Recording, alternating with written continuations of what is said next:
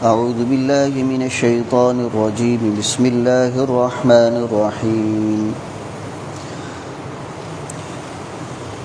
يا أيها الذين آمنوا اذكروا نعمة الله عليكم إذ جاءتكم جنود فأرسلنا عليهم ريحا وجنودا لم تروها وكان الله بما تعملون بصيرا إذ جاءوكم من فوقكم ومن أسفل منكم وإذ زاغت الأبصار وبلغت القلوب الحناجر وتظنون بالله الظنونا هنالك ابتلي المؤمنون وزلزلوا زلزالا شديدا وإذ يقول المنافقون والذين في قلوبهم مرض ما وعدنا الله ورسوله إلا غرورا صدق اللہ العظیم.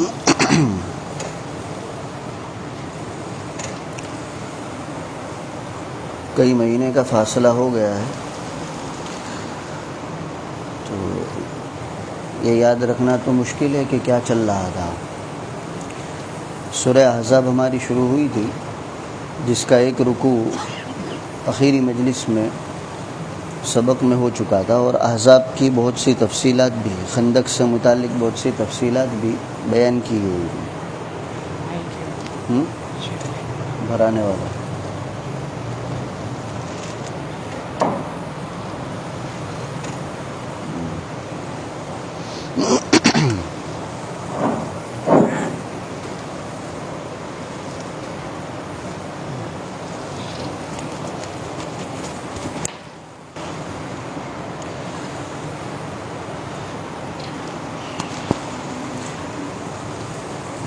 آج یہ پھر سلسلہ شروع ہوا ہے. اللہ تعالیٰ استقامت نصیب فرمائے اور قرآن کے جتنے پارے باقی ہیں اللہ اس کی تکمیل کو آسان فرمائے. احزاب اور خندق سے متعلق تفصیلی واقعہ تو پہلے بیان ہوا تھا، اس کو لوٹانا بھی مشکل ہے اس لیے کہ لوٹائیں گے تو پھر 2 مجلس اس میں چلی جائیں گے. اس لیے گزشتہ سے پیوستہ کر کے آگے بات چلاتے ہیں کہ حالات چونکہ بہت سخت تھے احزاب میں. خندق کے موقع پر کفر متحد ہو کر نبی کریم صلی اللہ علیہ وسلم اور مسلمانوں کے مقابلے کے لیے آیا تھا اور خندق کے اس پار یہ مشرکین کا لشکر تھا، اس پار مدینہ کی طرف نبی کریم صلی اللہ علیہ وسلم اور صحابہ تھے. اور یہ محاصرہ بھی ان کا کوئی 2-5 دن ہفتے کا نہیں تھا، تقریباً 1 مہینہ. اور حالات اتنے سنگین تھے، مسلمانوں کی تعداد کم، اسلحہ اور سامان کم، خورد و نوش کا انتظام کم، بلکہ فاقے کے حالات تھے. حضرت جابر کا قصہ بھی اس وقت سنایا تھا جب انہوں نے نبی کریم صلی اللہ علیہ وسلم کے پیٹ پر وہ پتھر دیکھے تھے جو ان سے رہا نہیں گیا، تو اپنے گھر جا کر انہوں نے اپنی بیوی سے کہا تھا کہ حضور کی حالت دیکھی نہیں جاتی، جو گھر میں ہو تیار کرو، میں حضور کو بلاتا ہوں. اب گھر میں بھی کوئی زیادہ نظام نہیں تھا، 2-5 آدمی کھا سکے، تو عورتوں کو تو اس کی فکر ہوتی ہے کہ رسوائی نہ ہو، تو پابند بنایا تھا کہ دیکھو عام اعلان مت کرنا، جیسے رکشہ میں مائک میں عام اعلان ہوتا ہے ایسا تم عام اعلان مت کرنا، حضور کو الگ سے کہنا کہ کچھ لوگوں کا انتظام ہے تاکہ یہاں گھر پر میری رسوائی نہ ہو. انتظام 4-5 آدمی کا ہے، تم 50-100 آدمی کو بلاؤ گے تو کیسے کام بنے گا. تو یہ جو قصہ تھا وہ بھی اس وقت سنایا گیا تھا. تو اس سے فاقے کے حالات چل رہے تھے، تعداد کی کمی، اسلحہ کی کمی. دوسری طرف دشمنوں کا حال یہ تھا کہ تعداد بھی زیادہ، چونکہ مشرکین مکہ کو ابو سفیان لے کر آئے تھے.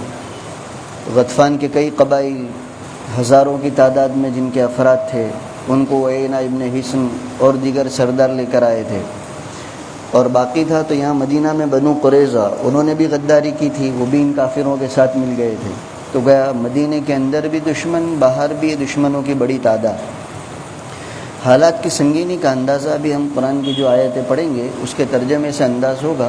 باری تعالیٰ خود فرماتے ہیں کہ مسلمانوں کو بہت سخت جھنجھوڑا گیا، وزلزلوا زلزالا شدیدا. اب اللہ تعالیٰ جس کو کہتے ہیں بہت سخت ہم نے جھنجھوڑا، تو کیسے حالات ہیں. جب شدت کے یہ حالات طول پکڑنے لگے، اور ابھی جیسا میں نے کہا مہینے کے قریب تک اتنے سخت حالات رہے ہیں۔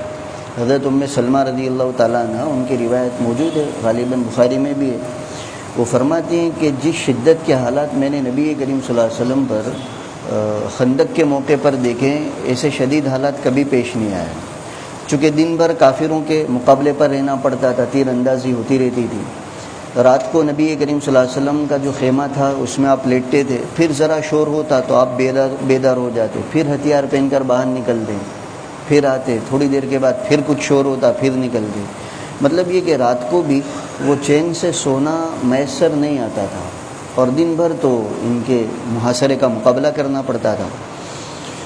تو جب یہ حالات نے طول پکڑا اور تقریباً مہینہ گزرنے کو آیا تو صحابہ اکرام نے نبی کریم صلی اللہ علیہ وسلم سے درخواست کی کہ اللہ کے رسول اب دعا فرما دیجیے کہ اللہ تعالیٰ ان حالات کو دور فرمائے۔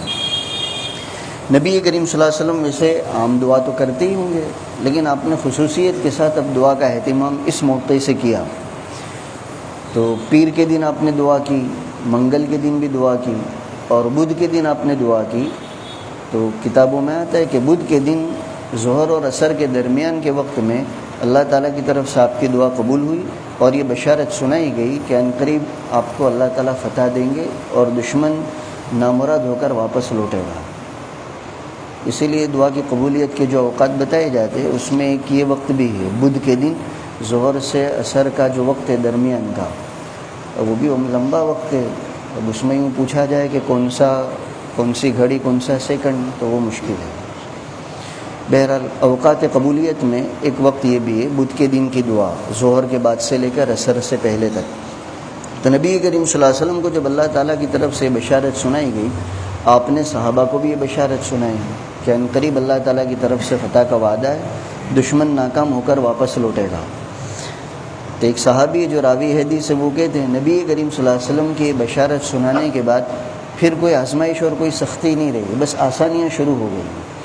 وہ آسانی کی شروعات اس طرح ہوئی کہ دشمنوں میں جو غطفان کے قبائل آئے تھے، ان میں سے ایک شخص کو نعیم ابن مسعود، جو صحابی بھی بنے، اللہ تعالیٰ نے ان کو اسلام کی توفیق دے دی۔ آئے تو تھے دشمنوں کے لشکر میں، غطفان کے جو لوگ آئے تھے ان میں یہ بھی تھے، اور محاصرے کے دوران ہی اللہ تعالیٰ نے ان کے دل میں اسلام ڈال دیا اور وہ اسلام لے آئے۔ اب ان کا اسلام کسی کو بھی معلوم نہیں ہے، نہ ان کے قبیلے کے لوگوں کو، نہ ابو سفیان کو، نہ مکے کے لوگوں کو، کیونکہ آئے تھے دشمنوں کے ساتھ۔ جب اسلام کی اللہ نے ان کو توفیق دی دی تو یہ الگ سے نبی کریم صلی اللہ علیہ وسلم کی خدمت میں حاضر ہوئے۔ نعیم ابن مسعود ان کا نام ہے، اور غطفان کا جو قبیلہ ہے بنو اشجع، اس سے ان کا تعلق ہے۔ تو نعیم ابن مسعود اشجعی رضی اللہ تعالیٰ عنہ حضور کی خدمت میں آئے اور کہا کہ اللہ کے رسول، اللہ نے میرے دل میں ایمان ڈال دیا، ایمان لے آیا ہوں، اب آپ بتائیے کہ میں ایمان کی اور اسلام کی کیا خدمت کروں؟ جو کہا جائے گا، جو سپرد کیا جائے گا، میں اس کے لیے تیار ہوں۔ نبی کریم صلی اللہ علیہ وسلم نے فرمایا کہ تم اکیلے کیا کارنامہ انجام دو گے؟ تم اپنے قبیلے والوں کے ساتھ ہی رہو، اور وہاں رہتے ہوئے اسلام کے جو مدافعات کر سکتے ہو وہ کرو، کیونکہ اکیلا آدمی تھے، یوں کہا جائے تم دشمنوں کے مقابلے کے لیے آ جاؤ تو کوئی مناسب بات نہیں تھی۔ تو انہوں نے یہ درخواست کی کہ اللہ کے رسول، میں اپنے قبیلے والوں کے ساتھ ہی رہوں گا ابھی محاصرے میں، لیکن مجھے اجازت دی جائے کہ میں کچھ باتیں ان کے سامنے کر سکوں جو بظاہر حق نہ ہو، لیکن مجھے اس کی اجازت ملے۔ نبی کریم صلی اللہ علیہ وسلم نے اجازت دے دی۔ اب انہوں نے باقاعدہ ایک پلان کیا، معلوم ہوتا ہے بہت ذہین آدمی تھے، اور ایسی پلاننگ کی کہ اکیلے ہوتے ہوئے انہوں نے وہ کارنامہ انجام دیا جو بڑا لشکر بھی شاید اتنی آسانی سے انجام نہ دے پاتا۔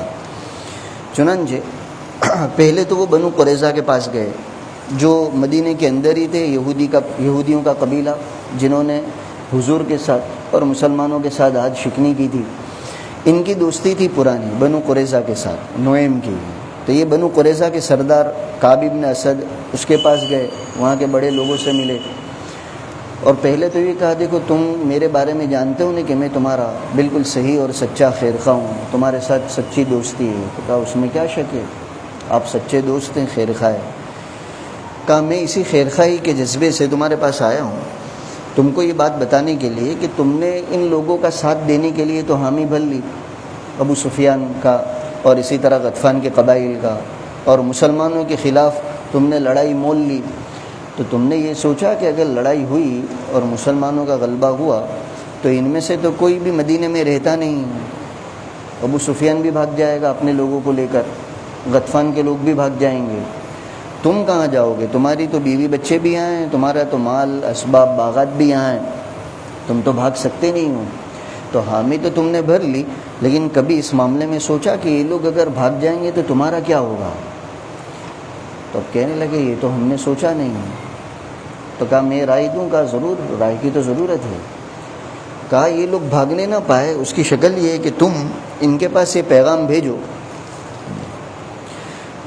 کہ مسلمانوں کے ساتھ لڑائی کے لیے ہم تمہارا ساتھ دیں گے، لیکن ایک شرط یہ کہ تم اپنے کچھ لوگوں کو ہمارے پاس رہن کے طور پر رکھو، گروی رکھنا جس کو کہتے ہیں، اور کچھ نام بتائے، ان سرداروں کو تم ہمارے یہاں بھیجو، وہ ہمارے یہاں رہیں گے تاکہ ان کی وجہ سے تم بھی بھاگ نہ سکو، جیسے ہم یہاں جمے رہیں گے تم بھی جمے رہو۔ تو جب تک تم کچھ لوگوں کو ہمارے پاس رہن کے طور پر نہیں رکھو گے ہم تمہارا ساتھ نہیں دیں گے۔ جب یہ رائے دی نعیم ابن مسعود نے تو کعب ابن اسد اور ان کے جو سردار قسم کے لوگ تھے بہت خوش ہوئے، ہاتھ کے ساتھ شاید پیر بھی چوم لیے ہوں گے کہ واقعی میں تمہارے جیسا خیر خواہ ملنا تو مشکل ہے، اور ایسی پتے کی بات تم نے بتائی ہے کہ یہ لوگ ہمارے ساتھ غداری نہیں کر سکتے۔ تیار ہو گئے، نام بھی لسٹ بھی تیار ہو گئی کہ ان لوگوں کو ہمارے پاس رہن کے طور پر بھیجو تو ہم تمہارا ساتھ دیں گے۔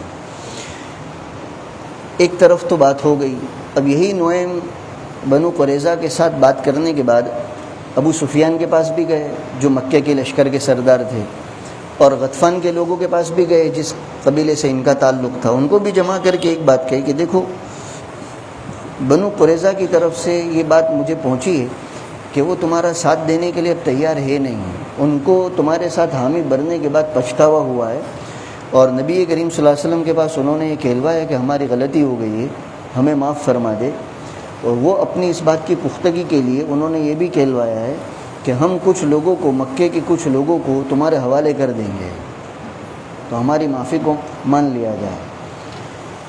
کہا اچھا ایسی بات ہوئی ہے؟ کہاں دیکھو تم بنو قریظہ کے ساتھ بات کرو، تمہارے یہ لوگ، وہ لوگ مطالبہ کریں گے کہ تمہارے یہ لوگ ہمارے حوالے کریں۔ اور یہ بات جب کہی تو ابو سفیان بھی سوچ میں پڑ گئے، اور غطفان کے جو 2-3 سردار تھے وہ بھی سوچ میں پڑ گئے کہ ایک طرف تو ہمیں بری اور دوسری طرف ہمارے ہی آدمیوں کو مسلمانوں کے حوالے کرنے کی بات کی جا رہی ہے، معلوم کرنا چاہیے۔ چنانچہ ابو سفیان نے اکرمہ ابن ابی جہل اور غطفان کے 1-2 آدمیوں کو بھیجا بنو قریظہ کے پاس کہ اتنے زمانے سے تم نے وعدہ کر رکھا ہے ساتھ دینے کا، لیکن نہ فوج بھیجی، نہ ہتھیار بھیجے، نہ کھانے پینے کا سامان بھیجا، یہ کیسا ساتھ؟ تو اب عنقریب جلدی ہمارا ساتھ دو ورنہ یہ مقابلہ کیسے ہوگا؟ تو جب ابو سفیان کی آدمی بنو قریظہ کے پاس پہنچے تو بنو قریظہ کے سردار نے وہی پیشکش رکھی کہ ہم ساتھ اس وقت ہی دے سکتے ہیں جب ان آدمیوں کو ہمارے حوالے کیا جائے۔ اب یہ پیغام جب ابو سفیان کے آدمیوں نے جا کر ان کو پہنچایا تو انہوں نے بھی تصدیق کی کہ نعیم ابن مسعود نے جو بات کہی وہ بالکل پکی ہے کہ ہمارا آدمیوں کو بلوا کر مسلمانوں کے حوالے کریں گے۔ تو انہوں نے پیغام یہ دیا کہ ہم اپنے آدمی کو بھیج نہیں سکتے، تم کو ساتھ دینا ہو تو دو ورنہ جاؤ بھاڑ میں، یہ ان کا پیغام بنا۔ تو یہ سب سے پہلی مدد تھی جو نبی کریم صلی اللہ علیہ وسلم کی دعا کی قبولیت کے بعد ظاہر ہوئی کہ ان کا جو اب تک کئی دنوں سے متحدہ محاذ تھا، یہ سب جو ایک گانٹھ بنے ہوئے تھے، یونین بنی ہوئی تھی پوری، اللہ تعالیٰ نے حضرت نعیم ابن مسعود کے ذریعے سے ان میں تفریقہ ڈال دیا، ایک دوسرے کی طرف سے بدگمانیاں پیدا ہو گئی۔ اب بنو قریظہ بھی سمجھنے لگے یہ ہم کو پھنسانا چاہتے، اور وہ سمجھنے لگے کہ یہ ہم کو پھنسانا چاہتے، اس طرح تفریقہ ہو گیا۔ یہ سب سے پہلی مدد تھی جو نبی کریم صلی اللہ علیہ وسلم کی دعا کی قبولیت کے بعد ظاہر ہوئی۔ دوسری مدد اللہ کی طرف سے یہ ہوئی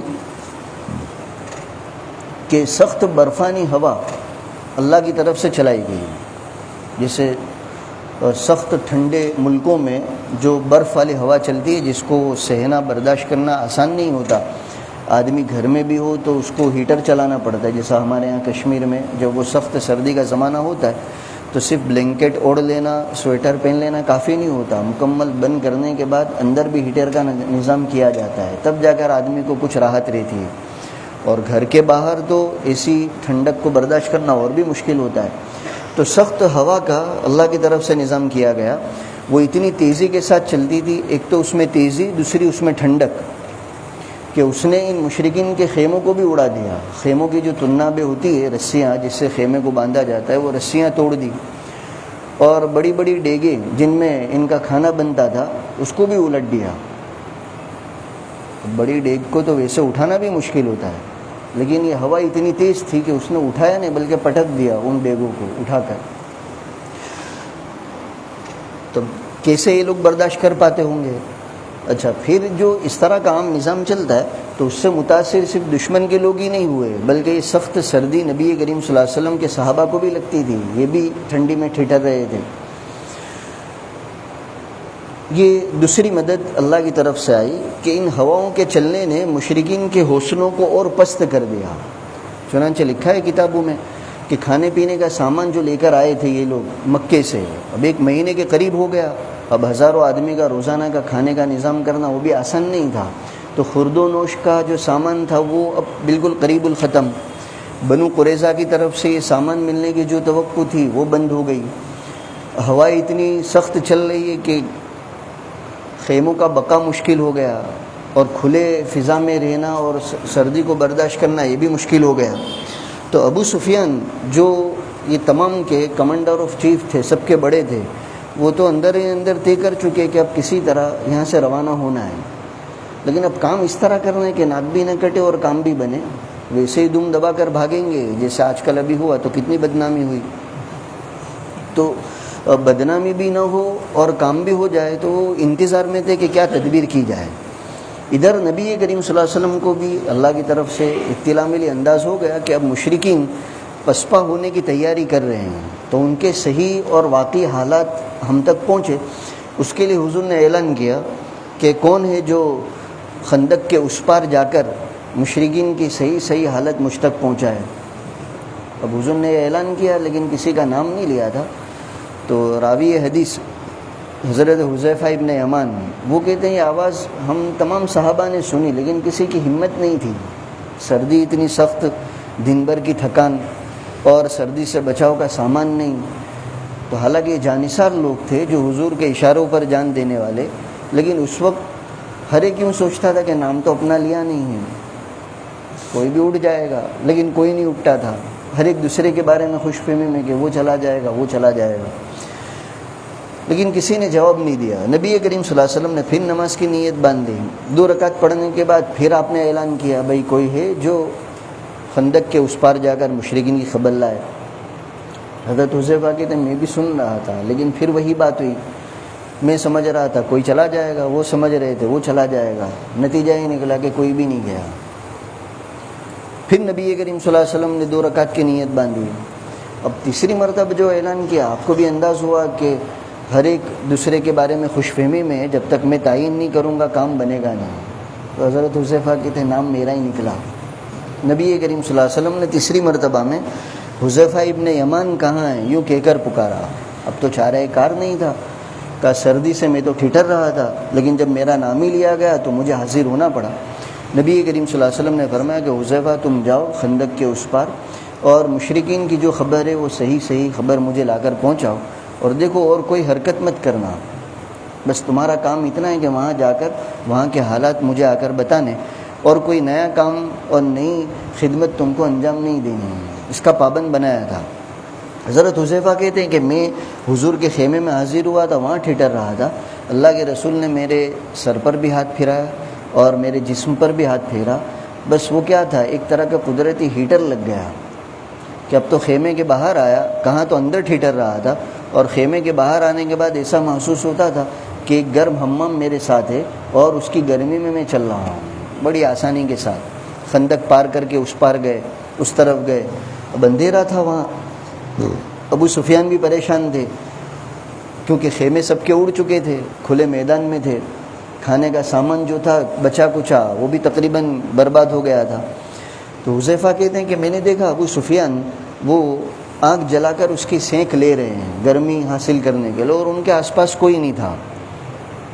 اب یہ تو چونکہ کمانڈر تھے نا، پورے لشکر کے سردار، کہا میں نے تیر نکالا بھی کہ موقع اچھا ہے ان کے چیف ہی کو ختم کر دوں، اور میں نے تیر اپنی کمان میں لگا بھی لیا۔ فوراً نبی کریم صلی اللہ علیہ وسلم کا جملہ یاد آیا کہ کوئی نئی خدمت انجام مت دینا، وہ تیر واپس اپنی جگہ پر رکھ دیا۔ اور قریب ہوا تو ابو سفیان نے اعلان کیا کہ سب ساتھی قریب قریب آ جائیں، جیسے بھی کوئی اہم بات کہنی ہوتی تو اعلان ہوتا ہی قریب قریب آ جاؤ۔ تو جب سب قریب آ گئے، اب چونکہ ابو سفیان کو یہ بھی خطرہ تھا کہ کوئی جاسوس نہ ہو، اب کون جاسوس ہے کون نہیں اندھیرے میں معلوم کرنا بھی مشکل، وہ بھی ماہر بہت تھے، تو اعلان یہ کیا کہ ہر آدمی اپنے قریب والے کو دیکھ لے، معلوم کر لے کون ہے، کوئی جاسوس تو نہیں ہے۔ حضرت حذیفہ کہتے کہ اب فکر ہوئی کہ پڑوس والا پوچھے گا کون ہے، جواب دینا مشکل ہوگا، تو کہا میں نے خود پوچھ لیا کہ تو کون ہے؟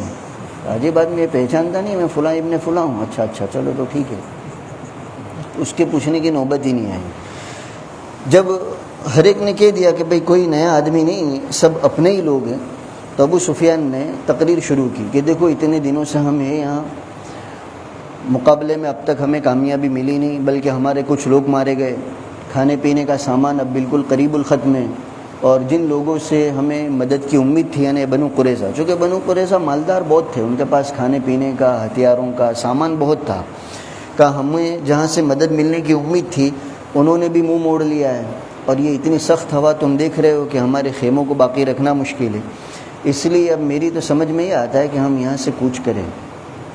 بس ابھی تو یوں کہنا تھا کہ سب روانہ ہونے کے لیے تیاری تھے، ہر ایک اپنا سامان لے کر روانہ ہونے لگا۔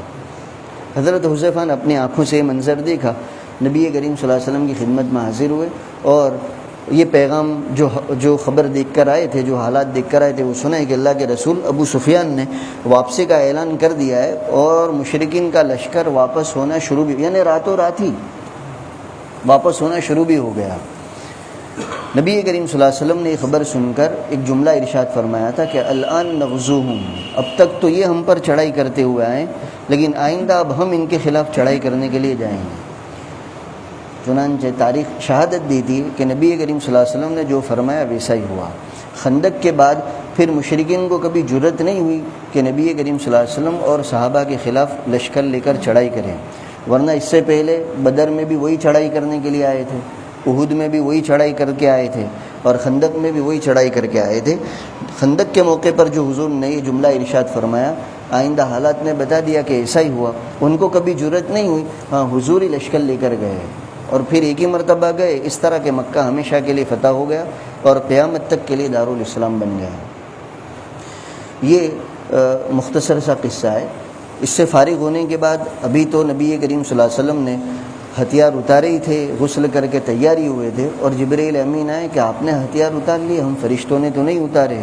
تو کہا کیا کرنا ہے؟ کہا ان غداروں کی خبر لینی ہے، یعنی بنو قریظہ کی۔ تو بنو قریظہ کے ساتھ جو مقابلہ ہوا ہے، یہ جو بھی ہم 2 رکوع پڑھیں گے، اس میں پہلے تو یہ کچھ آیتیں خندق سے متعلق ہے، اور پھر آگے کچھ آیتیں بنو قریظہ سے متعلق بھی آئے گی۔ جب ان آیتوں پر پہنچیں گے تو ان کا جو قصہ ہوا ہے وہ بھی انشاءاللہ بیان کر دیا جائے گا۔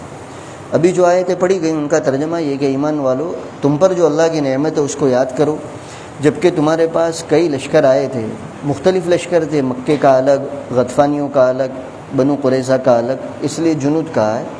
تو جب تمہارے پاس مختلف لشکر آئے تھے، ہم نے ان کے خلاف ایک تو سخت ہوا کو بھیجا، دوسرا ان لشکروں کو بھیجا جس کو تم دیکھ نہیں پائے تھے۔ یہ لشکر سے مراد ہے فرشتوں کا لشکر، چونکہ فرشتوں کو عام لوگ دیکھ نہیں پاتے، جن کو اللہ تعالیٰ چاہتے ہیں۔ نبی کریم صلی اللہ علیہ وسلم نے تو دیکھا، اور کچھ صحابہ کو نظر آئے تھے، باقی عام لوگوں کو نظر نہیں آئے تھے۔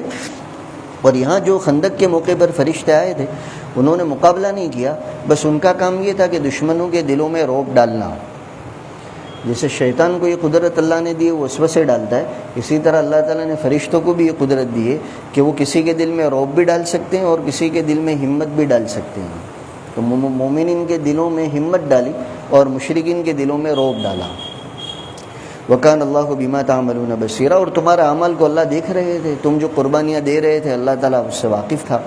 اِذْ جَاءُوكُم مِّن فَوْقِكُم، جب یہ دشمن تمہارے اوپر سے بھی آیا، وَمِنْ أَسْفَلَ مِنْكُمْ، اور تمہارے نیچے سے بھی آیا۔ مدینے سے جو علاقے نشیب میں ہیں وہ اسفل کہلائیں گے، اور جو اوپر ہے وہ فوق کہلائے گا. بنو قریظہ فوق میں سے ہے اور یہ مکے سے اور غطفان جو آئے تھے یہ اسفل میں سے ہے.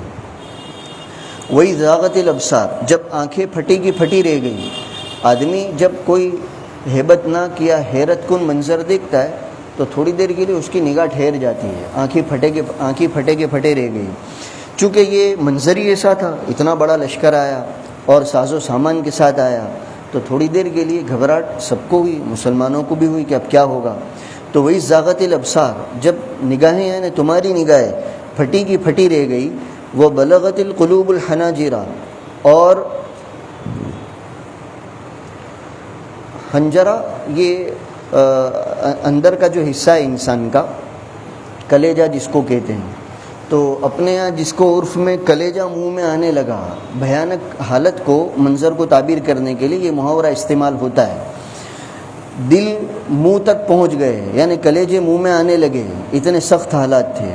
وَتَظُنُّونَ بِاللَّهِ الظُّنُونَ، اور تم کو بھی اللہ تعالیٰ کے بارے میں طرح طرح کے خیالات آنے لگے غیر اختیاری طور پر. غیر اختیاری اس طرح کا خیال آ جائے تو وہ کوئی مضر نہیں ہے. تو حالات اتنے سخت تھے کہ غیر اختیاری خیال یہ بھی آیا کہ اب اللہ تعالیٰ نے وعدہ کیا تھا وہ کیا ہوا، ہم تو اب سب ختم ہو جائیں گے. ایسا جو غیر اختیاری خیال آیا اس کو تعبیر کیا کہ تم اللہ کے بارے میں طرح طرح کے گمان میں مبتلا ہوئے تھے. ہنالک ابتلی المؤمنون، یہ وہ وقت تھا جب ایمان والوں کو سخت آزمائش میں ڈالا گیا. وزلزلوا زلزالا شدیدا، اور سخت طرح ان کو جھنجھوڑا گیا. بہت سخت آزمائش تھی یہ. اور باقی تھا تو یہ منافقین کی طرف سے اور مرچ مسالے کا کام ہوتا تھا. حالات اتنے سنگین اور پھر ان کی طرف سے جملے کسے جاتے تھے. تو ایسے حالات میں جب جملے کسے جائے تو وہ بھی کسی آزمائش سے کم نہیں ہوتے ہیں. تو منافقین کا حال یہ تھا، اور جن کے دلوں میں مرض تھا کہ ما وعدنا اللہ ورسولہ الا غرورا، کہ اللہ اور اس کے رسول تو نعوذ باللہ صرف دھوکے کی بات کرتے ہیں. تو حالات اتنے سخت، اور دوسری طرف منافقین کی طرف سے یہ تانا کہ تم تو کہتے تھے، تمہارے رسول یعنی نبی کریم صلی اللہ علیہ وسلم کہتے تھے اور وہ اللہ کے حوالے سے بتاتے تھے کہ اللہ کی مدد ضرور آئے گی. کہاں ہے مدد؟ یہ دیکھو اب تو موت سامنے نظر آ رہی ہے. تو حالات اتنے سنگین